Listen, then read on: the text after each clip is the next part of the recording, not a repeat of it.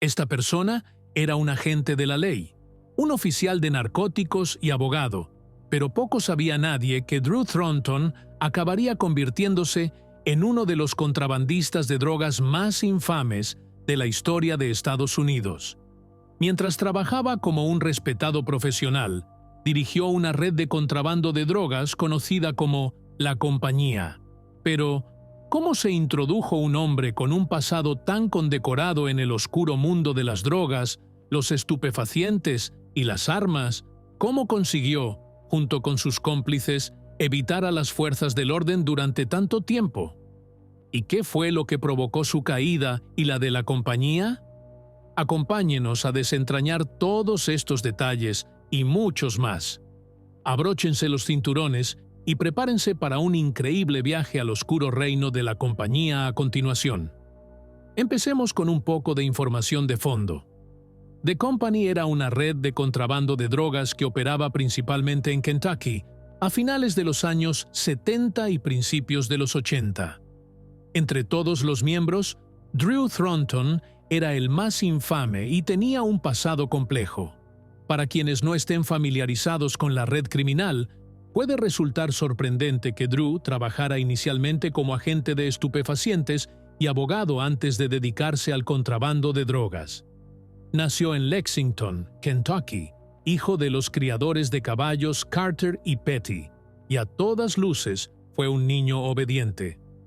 Thornton tuvo una educación privilegiada, fue a colegios privados y más tarde asistió a una academia militar para convertirse en paracaidista. En los años 60, fue enviado a la República Dominicana tras una revolución que tuvo lugar en la región. Durante ese tiempo, fue herido e incluso recibió un corazón púrpura. En declaraciones a un medio de comunicación, uno de sus amigos dijo que era un experto paracaidista y el tipo de persona que no dejaba que nadie le tocara la mochila. Era un fanático. 8 años después de aquel incidente, ingresó en la policía de Lexington y se licenció en Derecho por la Universidad de Lexington. Dimitió del cuerpo en 1977. Sin embargo, durante su estancia allí, trabajó en la brigada de estupefacientes durante 3 años. Lo chocante es que fue en esta época cuando robó y vendió drogas incautadas como pruebas. A menudo se alababa su sed de aventuras llenas de adrenalina, y esto pudo ser lo que le llevó a dedicarse a la delincuencia. Otra persona que desempeñó un papel clave en el desarrollo de la empresa fue Bradley Bryant, amigo de Thornton desde hacía mucho tiempo. Aparte de ellos dos, otros miembros como Barkley, Walker, Mike, Gant y Bonnie ayudaron en diversas actividades de la operación, como la logística, la distribución y la comunicación. Fueron la astucia y la capacidad de engaño de Thornton y la pericia delictiva de los demás lo que impulsó a la banda criminal a cotas de infamia sin precedentes. Utilizó su experiencia de trabajo en las fuerzas del orden para sentar las bases de la empresa. Las primeras etapas de la empresa consistieron en reclutar a nuevos miembros en función de su experiencia y su potencial para contribuir a sus objetivos. Frank Barkley, por ejemplo, era un experto en logística. Se aseguraba de que todas las operaciones relacionadas con la droga se llevaran a cabo con eficacia. Harvey Walker, por su parte, era conocido por sus habilidades para la comunicación y la encriptación, lo que dificultaba a las autoridades la interpretación y descodificación de los mensajes que se transmitían entre el grupo. Otro miembro, Rachel Gant, conocida por sus habilidades analíticas, ayudaba con el aspecto monetario de la operación y mantenía las cosas lucrativas e imposibles de rastrear. Otros miembros, como Mike y Kelly, se ocupaban de la seguridad y el enlace, respectivamente. Kelly fue reclutado por su capacidad de persuasión y negoció acuerdos con otras organizaciones criminales. El auge de la banda delictiva se caracterizó por una planificación meticulosa, fruto de los conocimientos de Thornton sobre las prácticas policiales. Sus conocimientos dieron a la empresa una ventaja que les permitió ir siempre un paso por delante de las autoridades. Los informes en línea sobre sus operaciones han afirmado que la red criminal tenía una conexión con Jimmy Chagra. Jimmy era un jugador y el jefe de una red de contrabando de drogas y tenía un estilo de vida de alto perfil. Contrabandeaba cocaína y marihuana desde Colombia y México a Estados Unidos, además de colaborar con él. Disponía de aviones Cessna. Estos aviones se utilizaban para pasar cocaína de contrabando a través de las fronteras internacionales. Sin embargo, para cruzar estas fronteras, Thornton tenía que saltarse los controles de seguridad del espacio aéreo que llevaban a cabo las fuerzas del orden.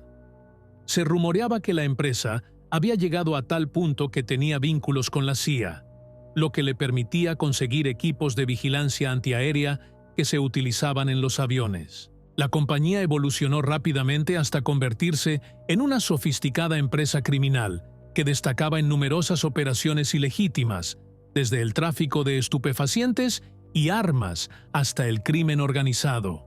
Sus hábiles alianzas estratégicas y sus meticulosos métodos para cumplir sus metas y objetivos les permitieron contrarrestar a las fuerzas del orden y continuar con el contrabando transfronterizo. Sin embargo, no pudieron evitar a los organismos durante mucho tiempo, ya que el fiscal federal Brian Layton y el agente especial del FBI Mike Devin fueron de los primeros en percatarse de los asuntos ilícitos.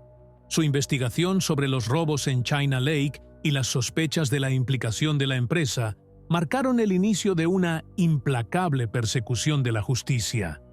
Layton y Devin fueron reuniendo todas las pruebas necesarias para recomponer el rompecabezas del imperio criminal. Esta motivación para acabar con la empresa alimentó una operación encubierta tras otra. La red federal empezó a cernirse sobre la empresa, sin dejar piedra sobre piedra en la búsqueda de justicia.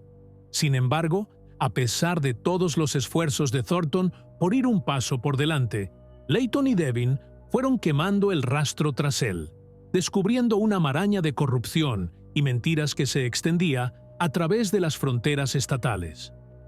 Su investigación sobre el alcance de las actividades delictivas de la empresa arrojó un resultado que conmocionó tanto a las fuerzas del orden como a las comunidades. Sin embargo, una vez que Layton y Devin se afianzaron y se adentraron en las prácticas de la oscuridad, se dieron cuenta rápidamente de que sería todo un reto, pero rompieron las leyes en busca de justicia. Pero a pesar de todo, la red de arrastre federal se mantuvo firme gracias a la inquebrantable determinación de Layton, Devin y los demás agentes de la ley. Thornton, por su parte, se había dado cuenta de que el éxito allí, en el mundo del crimen, requería mucho más que fuerza bruta. Requería la delicada habilidad de la manipulación y el conocimiento de la naturaleza humana. Ideó su estrategia de acción a partir de los preceptos de Maquiavelo, que giraban en torno al engaño, el subterfugio y la asunción de riesgos calculados. Siempre supo que era vital mantener la apariencia de legitimidad, teniendo sus negocios ilegítimos por fachada, cosas que le dieran apariencia de legalidad. Esta estrategia maquiavélica se traducía en algo más que simples empresas delictivas. Estaba impregnada en todo, desde el trato con las fuerzas del orden hasta la compraventa con otros delincuentes. Manipulaba a su manera, jugando con pericia con los puntos débiles y la fragilidad de los demás para poner en marcha sus planes.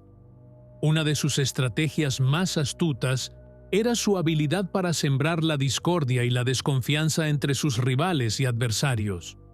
Enfrentando a unos contra otros, enredando sus mentes, podía debilitar su determinación y así dividir sus filas, dejándole el campo libre para sus maquinaciones.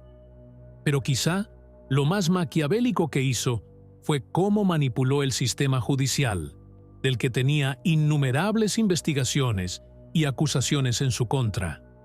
Pero Thornton siempre parecía salirse con la suya utilizando dinero e influencias para evitar el largo brazo de la ley. A medida que la investigación federal sobre Drew Thornton y su organización criminal cobraba impulso, se produjo un punto de inflexión clave con la intensificación de la investigación sobre estupefacientes. Lo que había empezado como una investigación rutinaria relacionada con material militar robado, sin duda, se había convertido rápidamente en una investigación propia, con puntos en varias jurisdicciones y que cruzaba fronteras internacionales. El alcance de la operación se hizo más preciso a medida que surgían nuevas pistas y el rastro de las conexiones con el cártel colombiano de la droga indicaban el peligroso aumento de lo que estaba en juego en la investigación. El agente especial del FBI Mike Devin y el fiscal federal Brian Layton se enfrentaron a importantes retos mientras se reunían contra la empresa. Pero comprendieron que el tiempo se agotaba, la presión aumentaba y tenían que acabar rápidamente con el imperio criminal antes de que pudiera afianzarse aún más en el panorama del tráfico ilegal de drogas. La investigación sobre narcóticos empezó a cobrar un nuevo sentido de urgencia a medida que aumentaban las tensiones y la red se estrechaba alrededor del cuello de los integrantes de la empresa.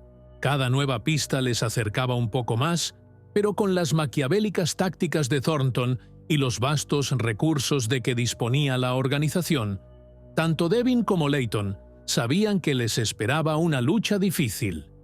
Durante ese tiempo, Frank Barkley había urdido este diabólico plan para eliminar una amenaza adversa y afianzar aún más su control sobre los muros del poder.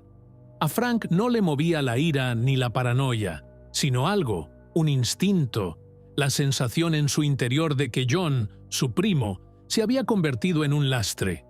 Era un cabo suelto que había que atar. Pero en lugar de enfrentarse a John directamente, Frank optó por un enfoque más siniestro. Inculpó a John de un crimen que no había cometido. Entre bastidores, Frank empezó a urdir una compleja red de mentiras y engaños mientras tramaba su plan para atrapar a su desprevenida víctima. Mediante una cuidadosa introducción en la empresa, Barkley manipuló a Ray Deming, que debía apuntar a John con su escopeta. Debía intentar que John dirigiera una empresa que se iba a pique y la convirtiera en una de las más exitosas. Mientras tanto, Yates tenía que ponerse a la cola, pieza clave del círculo íntimo de Frank, el intimidado verbalmente para que pusiera su falso testimonio a favor de las mentiras de Barkley. El puzzle estaba encajando por fin. Estaba observando desde las sombras cómo su plan llegaba a su culminación. La tensión se disparó cuando John se embarcó en lo que creía una misión rutinaria, pero que en realidad era una trampa preparada por Frank para acabar con él. John se vio atrapado en una red de mentiras y engaños sin escapatoria a medida que se iba descubriendo el alcance de los planes de Frank. A continuación se produjo la detención en Filadelfia. Drew Thornton y Frank Barkley, otrora socios en la lucha contra el crimen, se convirtieron en rivales tras un enfrentamiento que desembocó en la disolución de su empresa de contrabando de drogas en enero de 1980. Los agentes de la ATF se enteraron de que Frank y su primo John estaban escondidos en un hotel de Filadelfia, y John ya estaba siendo investigado por un presunto robo de armas en China.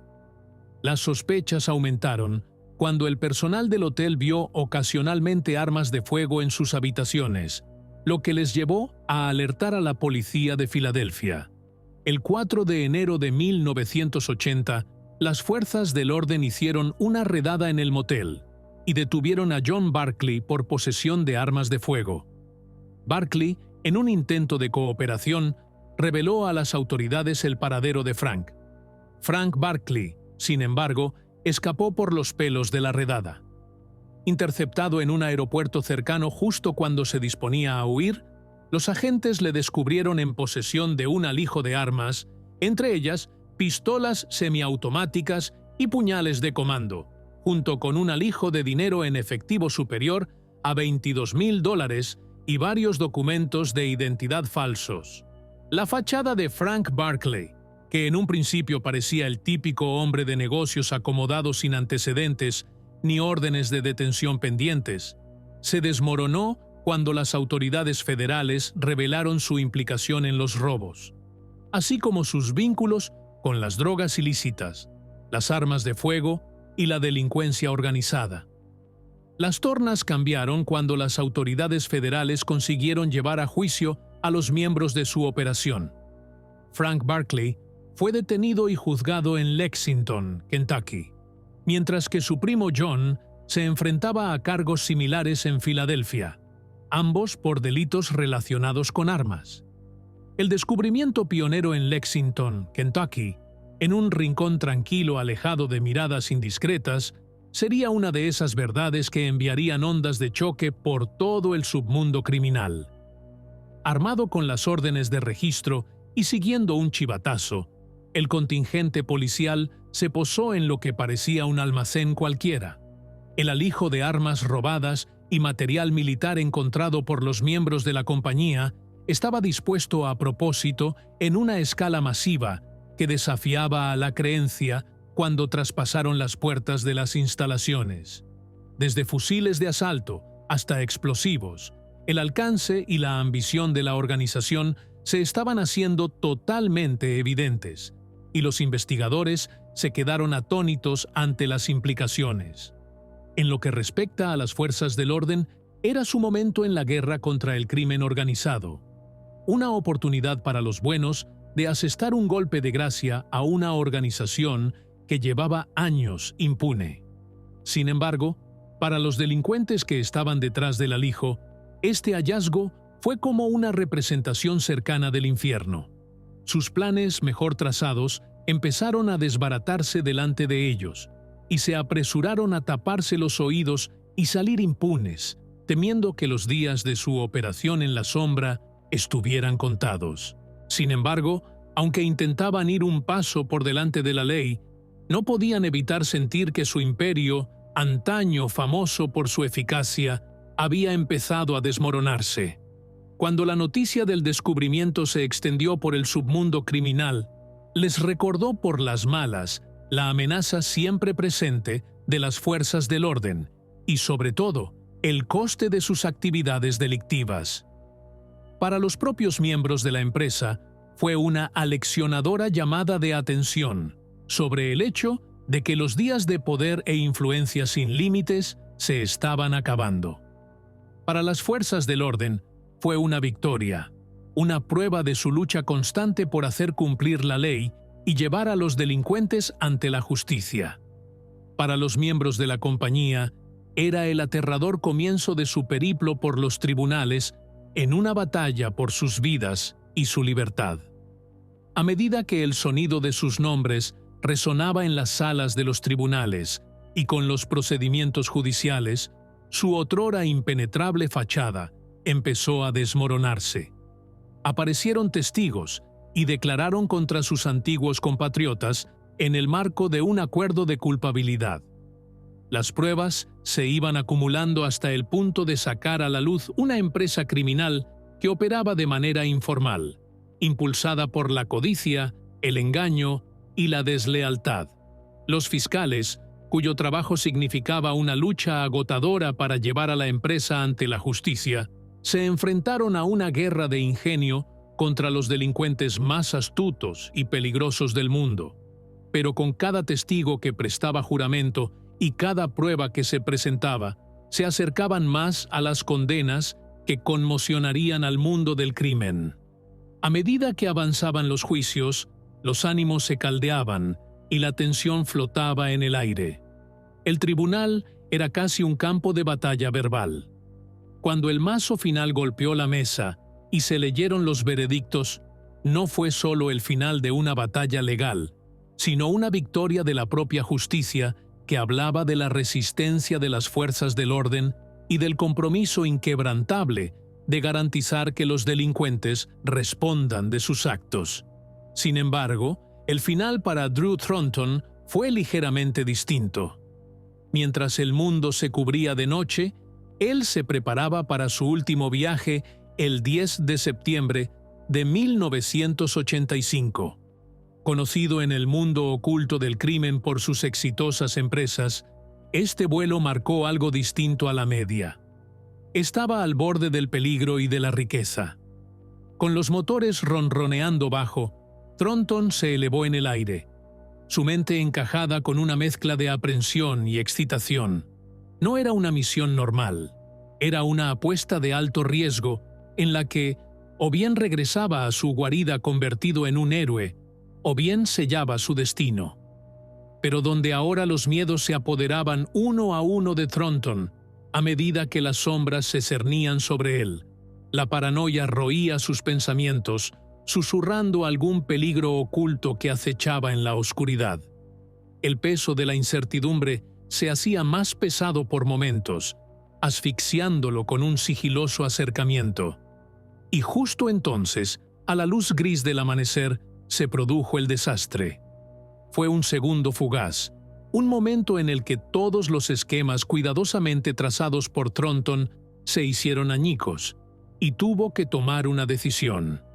En ese instante, abandonó la seguridad del avión y se precipitó a tierra. Pero sí, era el último vuelo de Thornton. El descubrimiento del cuerpo del misterioso paracaidista sacudió los cimientos de cada uno de los miembros del Departamento de Policía de Knoxville. A medida que los agentes analizaban las pruebas, lo que parecían recopilar no conducía más que a una pregunta tras otra. Por ejemplo, el impacto en la cabeza fue grave, pero aparte de eso, no parecía haber más lesiones externas. Su caro juego de paracaídas y los fajos de billetes que tenía en su poder decían algo de una vida bien vivida, que estaba lejos de las calles de Knoxville. Empezaron a sospechar aún más cuando descubrieron la cartera de Joe, que contenía 2 permisos de conducir, cada uno con un nombre distinto. Uno estaba identificado con el nombre de Andrew Thornton y el otro con el nombre de Andrew Bourbon. Fue un descubrimiento muy curioso, porque no hizo sino plantear más preguntas sobre quién era el paracaidista. Pero fue el contenido de la bolsa de Thornton lo que dejó impactados a los investigadores. En el fondo de la bolsa había varios fardos pequeños que contenían lo que se identificó como 1 kilo de cocaína en roca. Tras pesar la cocaína, se calculó que en la bolsa se habían descubierto unos 34 kilos, más de 80 libras. Los vecinos que se habían congregado en el lugar para ver lo que ocurría se volvieron herméticos. Ninguno indicó haber visto u oído nada fuera de lo normal la noche anterior, lo que dejó a los investigadores con pocas pistas que explorar. De vuelta al cuartel general, examinaron meticulosamente las pruebas con la esperanza de que aportaran más pistas que revelaran la identidad del paracaidista. Entre las que se habían recuperado había varias pistolas, una de ellas completamente cargada con una semiautomática de 9 milímetros. También se encontró una Derringer, un arsenal bastante alarmante para un hombre que se suponía que estaba haciendo paracaidismo. También se descubrió que el paracaídas principal de Thornton no se había desplegado. Lo que hace extraño este accidente es que no había signos de manipulación del paracaídas. Durante la autopsia, se descubrieron varias lesiones que no parecían de accidente. Las lesiones sugerían que algo había entrado en contacto con Thornton en pleno vuelo. Más tarde, un guarda forestal descubrió otra bolsa enganchada en un árbol. Contenía 150 kilos de cocaína. Se encontraron varias bolsas más en un lugar cercano, y basándose en la cantidad de droga, los investigadores determinaron que procedían de algún lugar del sur de América. La siguiente gran pista de la investigación se produjo gracias a la cobertura mediática, cuando un trabajador de mantenimiento descubrió un paracaídas de reserva y un paracaídas de salto verde. El equipo estaba escondido detrás del edificio. Se llegó a la conclusión de que el equipo podía pertenecer a otra persona. Más tarde, se descubrieron los restos del avión en Carolina del Norte. Más tarde se informó de que un pescador local había oído un avión volando bajo. Cuando los detectives llegaron al lugar del accidente, el árbol de la sierra se desprendió del suelo. En ese momento, los detectives revisaron el lugar, pero no encontraron cadáveres ni equipaje. Sin embargo, pudieron relacionar la avioneta con el cadáver hallado anteriormente, ya que el número N encontrado tanto en el cadáver como en la avioneta era el mismo. Lo que ocurrió realmente en el aire sigue siendo un misterio. Los efectos de sus operaciones ilegales se dejaron sentir más allá de las operaciones, dejando marcas indelebles en las vidas de las partes implicadas. Sus operaciones eran audaces y sus planes cautivaron la imaginación del público, situándolos entre algunos de los criminales más infames. Pero para otros, el legado dejado por la empresa es de devastación y desesperación. Es la destrucción de las relaciones bajo el ataque de la adicción, las ruinas hechas de los barrios por la violencia y las comunidades abandonadas a su suerte tras sus actividades delictivas. El coste de lo que hicieron se contó no solo en vidas perdidas, sino en futuros ladrones y sueños destrozados. Pero en todo el caos y la destrucción había lecciones enterradas entre los escombros. El caso y el enjuiciamiento de la empresa sacaron a la luz la vulnerabilidad de las fuerzas del orden y la resistencia de quienes estaban comprometidos con la justicia. Iluminó una intrincada red de conexiones que sustentaba la delincuencia organizada y un reto para el desmantelamiento de las redes. En esencia, su legado fue un duro recordatorio de una amenaza siempre presente: la capacidad de luchar contra la delincuencia organizada y mantenerla a raya. Era un tributo a la perseverancia de todos aquellos que no se dejaban acobardar por el miedo y la corrupción.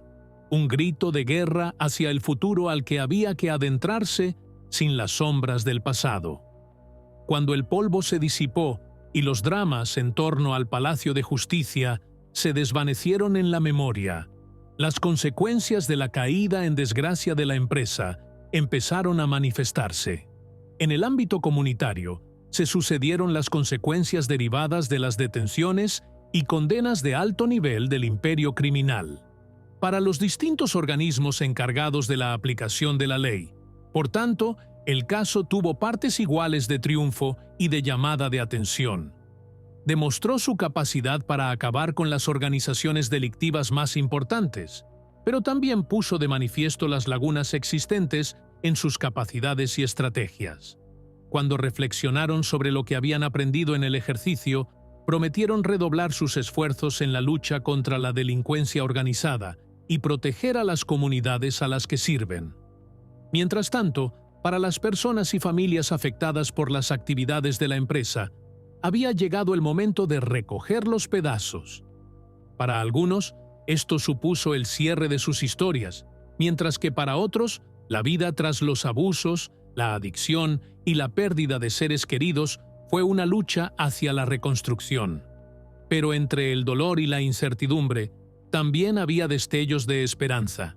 El polvo se asentó. El espectáculo de los dramas judiciales se desvaneció. Tras las detenciones y condenas de alto nivel, las comunidades tuvieron que enfrentarse a lo que quedaba tras ellas: el imperio criminal en ruinas. El caso de las fuerzas del orden les demostró que podían acabar incluso con las organizaciones delictivas más formidables, pero también que seguían existiendo considerables lagunas vitales en lo que podían hacer y en cómo lo hacían. Lamentando lo que habían aprendido, prometieron redoblar sus esfuerzos en la lucha contra la delincuencia organizada por el bien de las comunidades a las que servían. Mientras tanto, para todas aquellas personas y sus familias que se vieron afectadas, algunas encontraron un final gracias a la justicia aplicada a los culpables, aunque otras lucharon por reconstruir sus vidas en medio de la adicción, la violencia y la pérdida. Un gran alivio se apoderó del ambiente tras las luchas y conflictos sufridos por la empresa. Los dramas de los tribunales habían seguido su curso y se habían impuesto las sentencias, pero los ecos del caso aún resonaban en los pasillos de la justicia. Era un momento de balance solemne, un momento para reflexionar sobre las lecciones aprendidas y las cicatrices dejadas. Por las detenciones y condenas, uno puede tomarlo como una victoria para quienes se habían esforzado por desmantelar este imperio criminal en una historia agridulce de perseverancia y compromiso. Es un testimonio de la capacidad de resistencia de las fuerzas del orden cuando se enfrentan a adversarios formidables. Hizo que la sociedad se detuviera y reflexionara, una oportunidad para enfrentarse a las verdades más oscuras que acechan bajo el barniz de nuestras comunidades. Sin embargo, en toda esta incertidumbre se podía encontrar al menos un rayo de esperanza. La caída de la empresa sirve como gran recordatorio de que, a pesar de la resistencia y la capacidad del espíritu humano, en realidad, el éxito nunca se alcanza fácilmente. Una cosa era segura: el legado de la empresa no estaría cerca de su desaparición, que se había hecho bastante visible en el capítulo final de esta saga. Pero no era el legado de una victoria o de la gloria, sino un cuento con moraleja, un recordatorio de lo frágil que es el poder, de lo peligrosa que puede ser la ambición descontrolada y de cómo el bien y el mal en el corazón humano siempre lucharán el uno contra el otro. Si te ha gustado este vídeo, únete a nosotros para conocer más historias apasionantes. Me gusta, comparte y suscríbete.